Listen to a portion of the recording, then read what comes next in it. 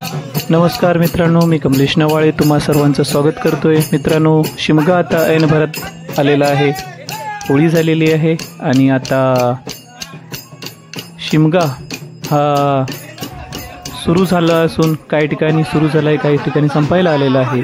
तर अशा वेळी चाकरमानी हा शिमग्या वाचून अगदी लेकराची ताटातूट होती तशी चाकरमान्याची अवस्था झालेली आहे। प्रापंचिक कारणामुळे काही लोक मुंबईलाच राहिलेले असतात, मुलांच्या परीक्षा न मिळणारी सुट्टी यामुळे हे लोक इथेच राहिलेले असतात। ते लोक कशा प्रकारे मुंबईमध्ये आपला शिमगा साजरा करतात, खेळे कसे नसतात, तर या व्हिडिओमध्ये झलक पहा फक्त माझ्या रसिक प्रेक्षकांसाठी। तर पहा मुंबईमधले अनोखं असं धुलीवंदन आणि शिमगा। धन्यवाद।